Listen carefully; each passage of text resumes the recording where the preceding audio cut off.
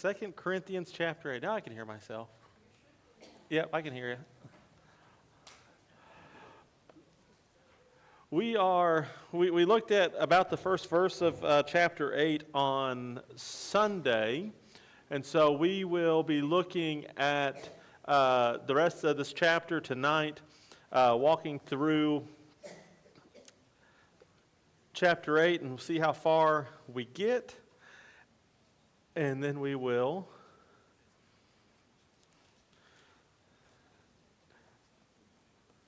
move on from there come Sunday.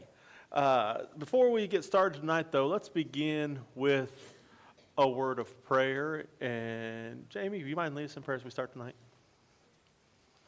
Dear Heavenly Father, we come to you this evening giving thanks for this great day you bless us with, and so thankful for all that you do for us.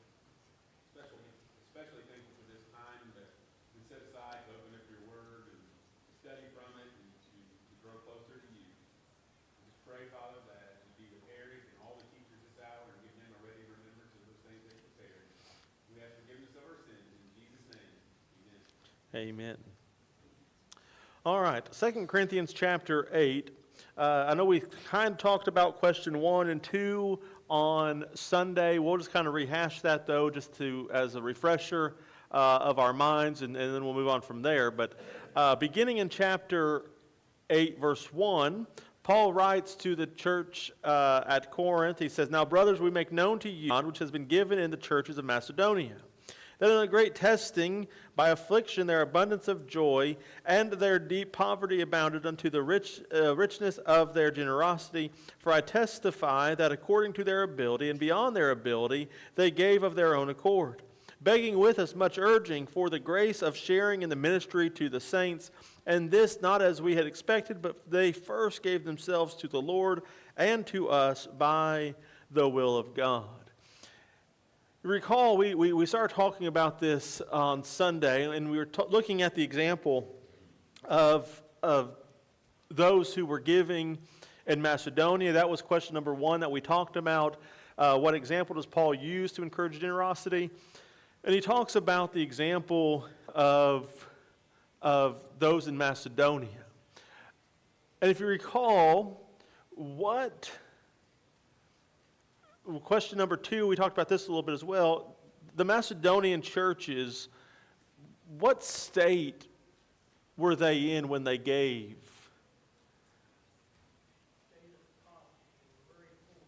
Yeah. We talked about this, that they weren't giving out of their abundance. They weren't giving out of having a great deal. They were giving out of their poverty. And we looked at the example of the woman who gave the 2 copper coins. How the same example there of Jesus pulled his disciples together, and he even pointed out, all these are giving out of their abundance, but she, out of the goodness of her heart, gave all she had to live on. What does that mean? What does that example speak to us today about our need to give and to help one another?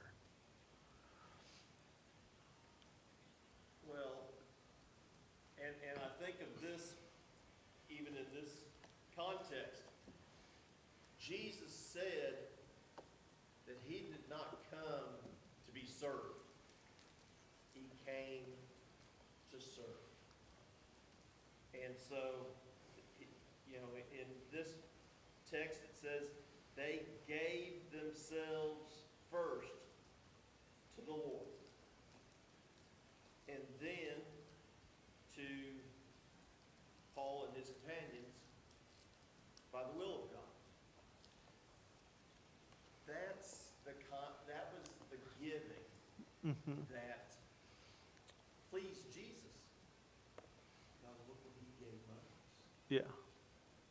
He lived a perfect life and still gave his life. Yeah. For us. It's the example of giving your all.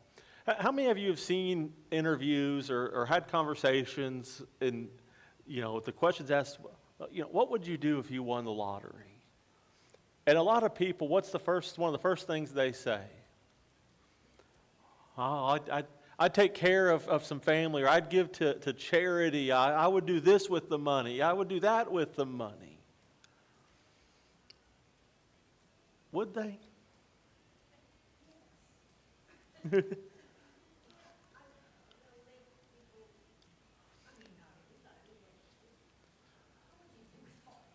Ex- Well, here's my point. Here's my point. How many people are giving to those charities now with the abundance they have? I know there are some. I'm not, this isn't we're not trying to make a broad sweep of the brush here. I know there are some people who do a lot of good and a lot of charitable work. And that's great. But more from a worldly perspective, how many people there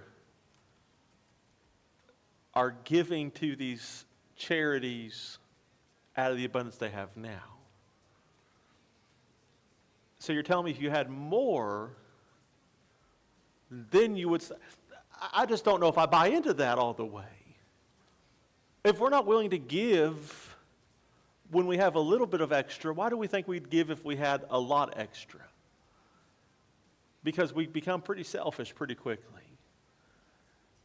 Well, yeah, I could give, but, I could really buy a new 2500 diesel, have all the bells and whistles on it. It only cost about, $100,000, so I got to put that aside. And, well, the house, it needs some updates so we can sell it and buy a bigger house and more land. And then, I'd really like to have some new toys. And we become selfish with the things that we have. This is why I think this lesson or this example is so important, because Paul doesn't say you need to follow the example of those in Macedonia who gave of their abundance. Here are people who were going without so others could go with. We don't necessarily have that same mindset, that same attitude. Our mindset is, well, let me take care of myself first. And then if I have extra, I'll think about helping others. And so I think we see this example and how important it is for us to learn about what it is to give. Any thoughts on that?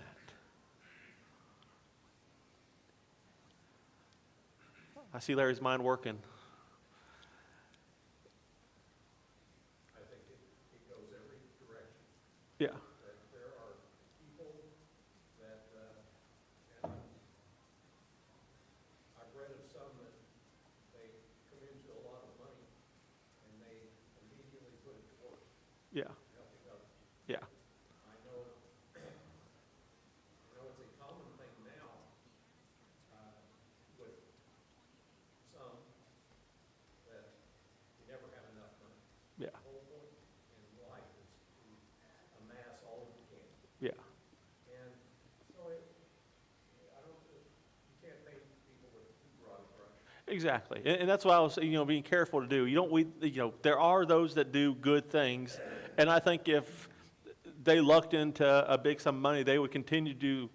That's who they are. Their character is, and so I'm not discrediting that or saying it doesn't happen. But especially from a worldly standpoint, there's a lot of selfishness involved in it, Jamie. Well, and I think about this verse when it talks about their extreme poverty, and then it has overflowed in wealth of generosity. Well, I understand not all of us here, may have the same bank accounts or anything like that, but the majority have not seen extreme. None of us here have seen extreme poverty. When we talk about people going over to Africa and third world countries and spreading the gospel that way, that's extreme poverty that we don't understand. Yeah. So sometimes it's hard to put ourselves in this context. Yeah. Yeah.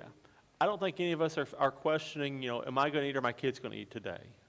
Or if I eat today, I don't eat tomorrow. I don't think any of us are to that extreme point. So Yeah. extreme poverty, and not that I know of, I mean, there could be some extremely wealthy people sitting here, but I haven't seen any stories on any of them like I have several other extremely wealthy people. Yeah. Yeah. Yeah, there's no Steve Jobs walking around in here, right? Larry? I think the closest to anybody here, I'm like Jamie, I don't know, but probably the closest that anybody here has come to extreme poverty would be relatives that lived through the Depression. I know my mom, she was born and raised in North Dakota during the Depression, during the Dust Bowl. And some of the stories that I heard, I know my aunt and uncle during the Depression, they didn't have much at all. They raised tomatoes and they ate tomatoes just about every meal.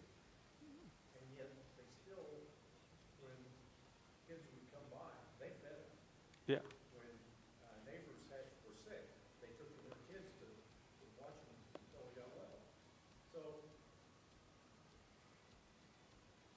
I have heard stories of poverty and yet not extreme. Yeah.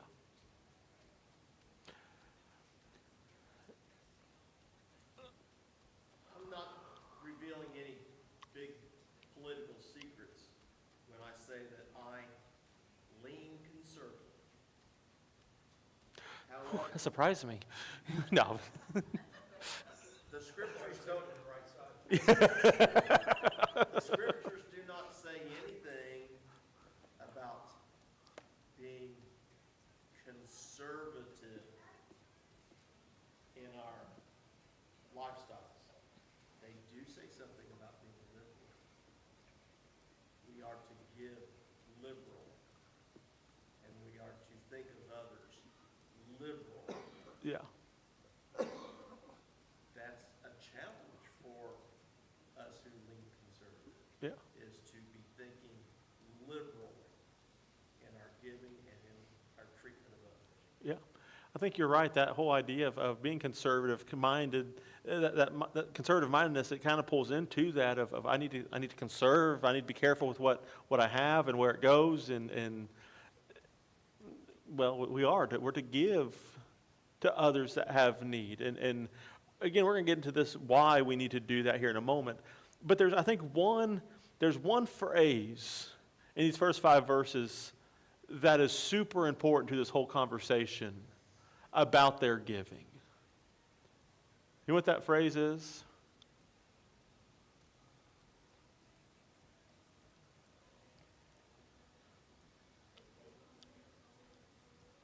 Close. Verse 5 specifically.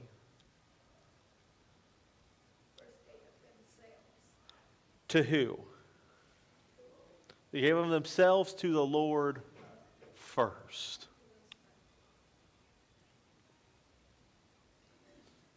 They gave of themselves to the Lord first. I think that is the key to this.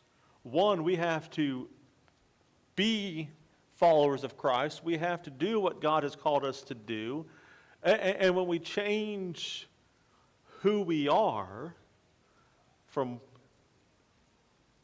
a son of the world to a son of God, to being a disciple of the Lord, that changes our mindset. It changes our focus. And we realize we're after things more important than the physical.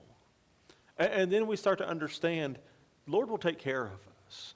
The Lord will take care of us, especially if we are doing good. Now, it's not saying that we give everything we have away and we sit around a bonfire singing Kumbaya thinking that all these blessings are going to just fall down on. That's not what I'm saying. But how many of us could probably live off of less by giving others more? Especially if we're doing it for the Lord. And I think that's just an important point of this conversation of who the people of Macedonia were. That they were followers of Christ first. They were disciples first. And that led them to want to take care of other disciples. And I'm reminded of what Abraham told Isaac when he took him up on the mountain. And when it all came down to it, that he said, the Lord will provide. And when he built the altar, he named that place Jehovah Jireh, or the Lord will provide. Yeah, And a lot of times we forget that. yeah. Jehovah Jireh, the Lord will provide. That's one of the names of God. Yeah. Now, understand, when we talk about things like this, I think sometimes we can easily jump to the conclusion, well, he's saying I don't need to have a job, or I don't need to make as much money, I should take a pay. That's not what we're saying. But we are saying be good stewards of what you're blessed to have. Be good stewards of what you're blessed to have. And follow the principles that's laid out time and time again in the scriptures of thinking of others first before we think about ourselves. And I think if that's our mindset, no matter how big or how small our bank account is, we're going to be looking at how we can serve someone else. Because we can serve others without writing a big check. We can serve others without giving a big, large sum of money. Someone you see is in need, buying a $10 meal from McDonald's. Can you do that anymore? Is $10 meals even a thing? Or is it more than that? You know, but buying a meal from McDonald's and dropping it off to them. That's giving of yourself to somebody else. Making something at home and taking to them. You can make a big pot of stew for pretty cheap. You know, no one needs to know what's inside of it or where you found the animal or what side of the road the animal came from. You know, you can make a pot of stew pretty cheap and give it. You know, there's a lot of things. I'm kidding. Don't do that, Troy.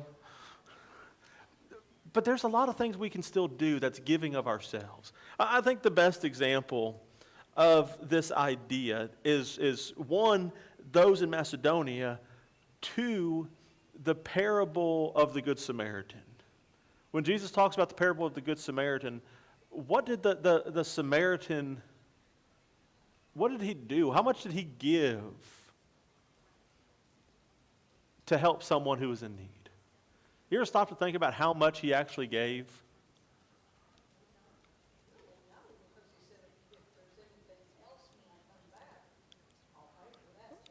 Yeah. He gave how many days' wages up front?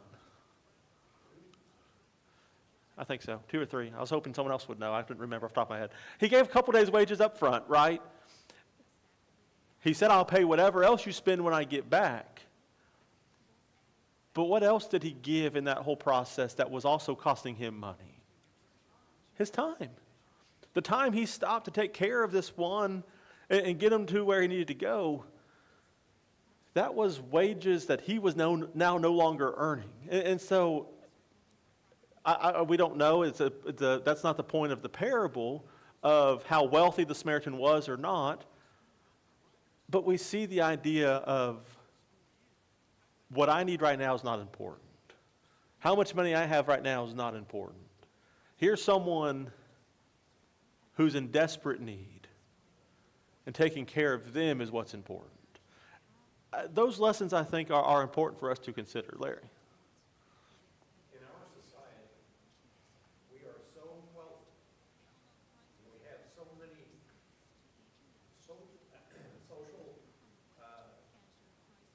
nets to catch us, that a lot of times it's not money that people need, but they need you. Yeah. And that's one of the hardest things for us to give people, isn't it? Our time, our energy. That's one of the hardest things that we have to give up. I did it myself tonight when I walked in. How you doing? I'm surviving, just a lot of things going constantly. Trying to keep things going at home, keeping the kid schedules going, there's a lot of things happening. But are we willing to sacrifice our schedule for the benefit of somebody else? There's a lot of ways we can give. And I think that's the idea of giving is we have to think, as Larry kind of pointed out, we got to think beyond how big of a check do you need me to write?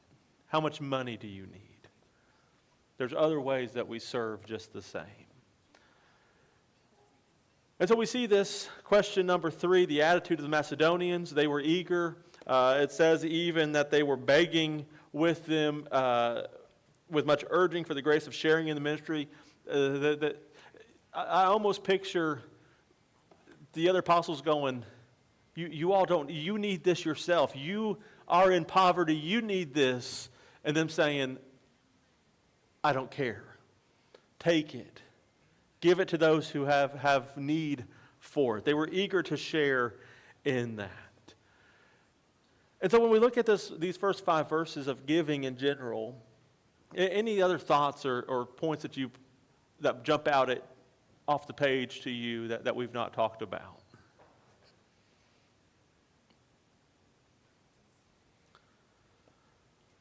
All right. If nothing else, let's keep reading in verse number 6. When there Paul says, we encourage Titus that as he had previously made a beginning, so he would also complete in you this gracious work as well. But just as you abound in everything, in faith and word and knowledge, and in all earnestness, and in the love we inspired in you, see that you abound in this gracious work also. I'm not speaking this as a command, but as proving through the earnestness of others the sincerity of your love also. So there in verse number 6, I also want to read verses 16 and 17 real quick because it goes with question number 4. Jump ahead there, Paul says, thanks be to God who puts the same earnestness on your behalf in the heart of Titus. For he not only accepted our plea, but being himself very earnest, he has gone out to you of his own accord. And so the question is, why did Paul urge Titus to complete the work of giving in Corinth? Why do you think Paul was encouraged Titus to finish this?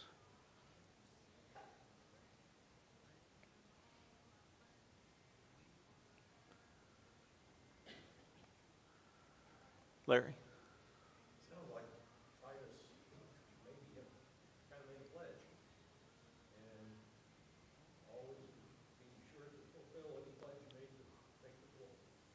Yeah, I think that's part of it. I think there could be, you say you're going to do something, you commit to something, be a person of your word and do that, follow through with what you say. Any other thoughts on that? Not be reading it right, but to me,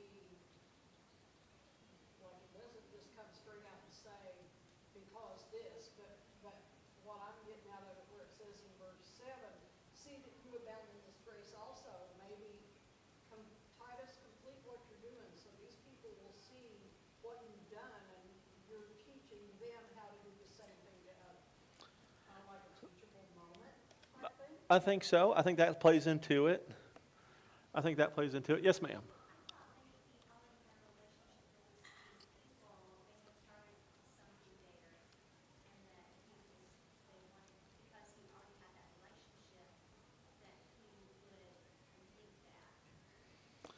I think so. I think Paul's relationship obviously is deeper than that of Titus's, because I think when you jump to verses 16 and 17, it talks about Paul or Titus there. He himself, him being very earnest himself, almost like he was introduced to this, and he was learning from this, and that relationship with them became very attached, and that relationship was strengthened there. I think part of it, and this is just thinking out loud, I think part of it is Paul is always working on the relationships that are being built. And if this relationship or if this act isn't followed through, what's going to happen with that relationship with those in Jerusalem? What's going to happen with the work that Paul has done previously and the other apostles have been doing and teaching. I think that plays into it a little bit. This is one of those sections, the wording kind of makes it a little difficult, more difficult, I think, to just kind of fully wrap our minds around. But I think it kind of all plays together. All of these different thoughts, I think, kind of all tie in together. I think Paul wanted them to finish what they started. Paul wanted them to finish this good work. Titus, who is in this, accepted the plea to be involved in it. He wants him to finish this. I think Paul's point was that Titus was the right person to help them complete this grace of giving. He was the right man for the job. And I think that kind of plays into it. Yes, Marcella? He didn't want the work to come on, but he didn't want it to come to a standstill. He wanted it to keep going. Yeah. Have you ever seen someone discourage good work being done? Paul's not going to discourage good work being done. This is started, needs to be finished. This is a good thing that's happening. And so I think that's part of it. We see that they had shown willingness to be involved in this. Paul encouraged Titus to help them follow through and finish this act of giving. God put the same earnest concern in Titus' heart for the Corinthians that Paul had, and so he's committed to these people the same. He did not just go because Paul asked. He went gladly of his own initiative. You know, he was very zealous and eager to be involved in this work as well. And so I think that is why Paul wanted to, when we kind of put all this together. This is a good work that needs to be finished. It's a good work that needs to be that needs to continue. And both Paul and Titus are very committed to these people. They're very committed in their relationship with these people and building on that relationship. Any other thoughts on that? I know we don't have a direct statement of why did Paul urge Titus to do it, but I think we can reason pretty well of why Paul would want him to finish this work.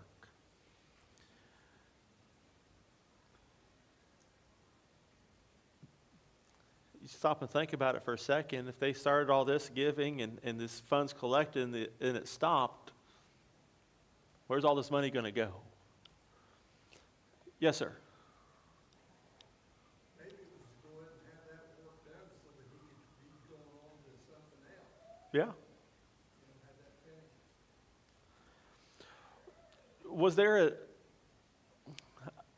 Was there a need? Is that why, were they collecting these funds for just so they could have a big bank account later if they needed it, or was there a direct need at this moment?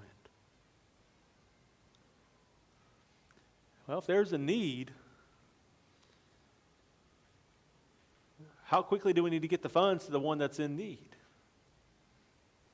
Depending on the situation, sometimes it's pretty crucial that, hey, they need this help, they need the support, and they need it quickly. We need to do that. Larry, then back to Jeff. As far as I can tell, every time they made a collection in the New Testament, it was to fulfill a need. Yeah.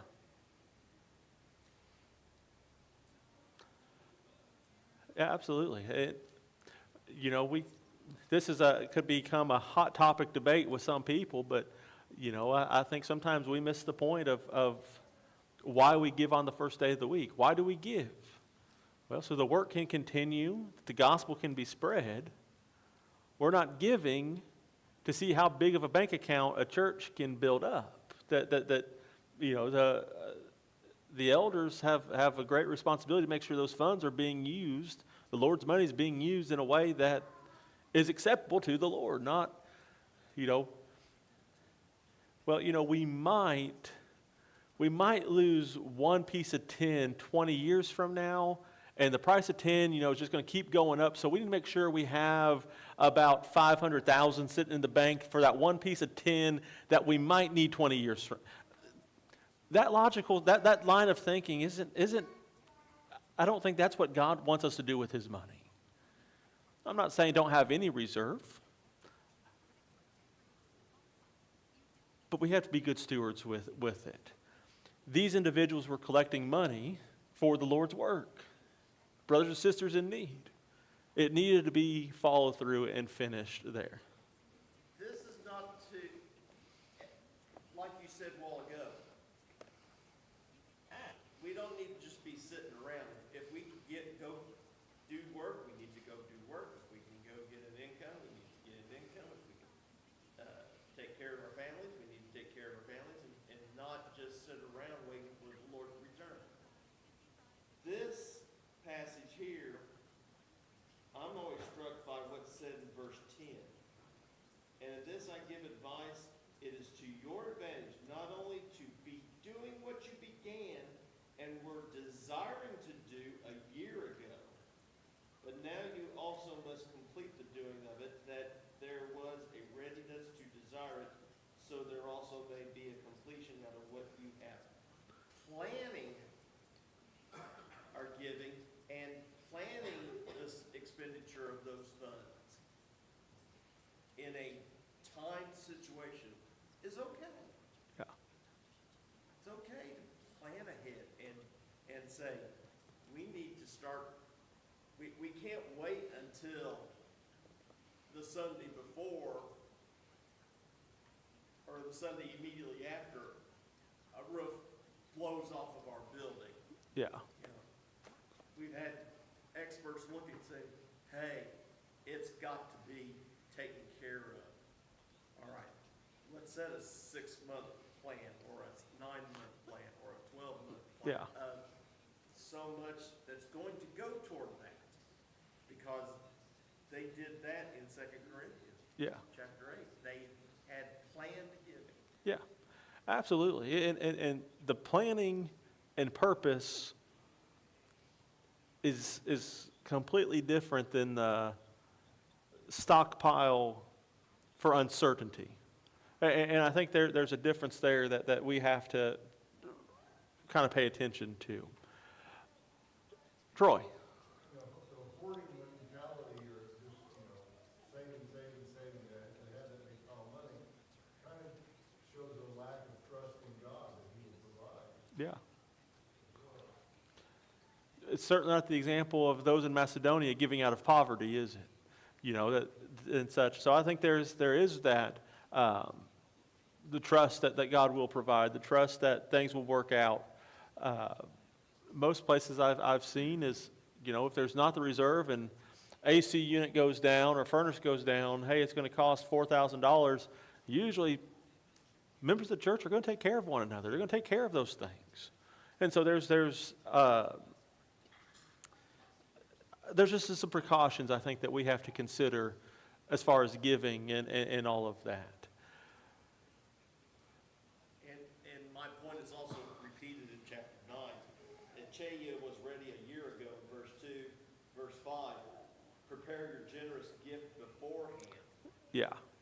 Which they had planned on this. Yeah. So, yeah, it's all right. Which is also why when we talk about giving on the first day of the week, we talk about what you've prospered in your heart. It's what you've thought about. You've giving generously. It's not here comes the collection plate. I forgot to plan. Here's my $7.23 that I have in my pocket that I'm going to throw in the plate this week. It's planned and thought ahead. And it's something that we have to take seriously. It's not something we just overlook and such. What qualities does Paul say the Corinthians abound in, and how does giving relate to them there in verse number 7?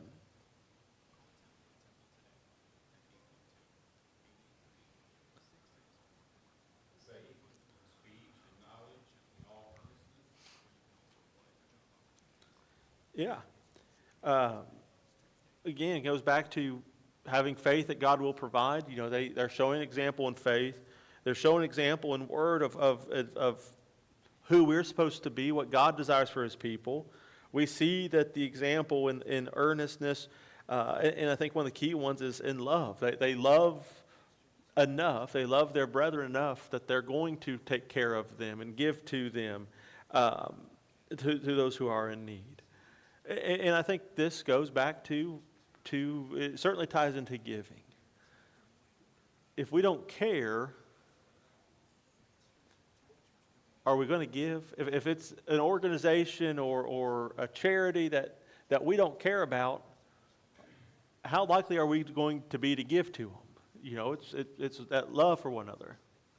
And I think the love is absolutely the key, because that organization that you might not care about, you still might give to look good.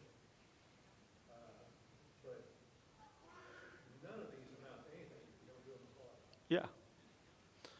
Yeah, we spent some time in 1 Corinthians talking about love. You know, you can do everything, and if you do it without love, what good is it? Love is crucial and important to who we are and the way that we care for one another. 1 Corinthians 13:3. Though I bestow all my goods to feed the poor, and though I give my body to be burned, I have not love. Yeah, it's nothing. It's empty. And so love is crucial to this conversation. Verse number 9, question number 6, how does Paul use Jesus Christ as the ultimate example of generosity? And again, this was kind of pointed out earlier by Jeff. You know the grace of our Lord Jesus Christ, that though being rich, yet for your sake he became poor, so that you through his poverty might become rich. This ties back to chapter 5 when we talk about the tent, this earthly tent, and how we want to be clothed with Christ. And Christ, really at the end, we see this picture. He became sin on our behalf. He gave up being Christ, in Christ. He gave up that and died on the cross for us. He took our sin to the cross. And so he is the ultimate example of giving and what generosity looks like. He had everything. Could you imagine leaving heaven to come for the purpose of being persecuted and crucified? When I think about that, and I think about being crucified for a person like me, Yeah. you know, we talked about it several times, you know, how it would be easy for me to die for my family, but others, and then those that despise me, Yeah. I mean, that takes us to a whole new level. Yeah. Yeah. Yeah. Yeah, he emptied himself. Absolutely. Absolutely. We'll pick up there around verse 10 on Sunday. Thank you.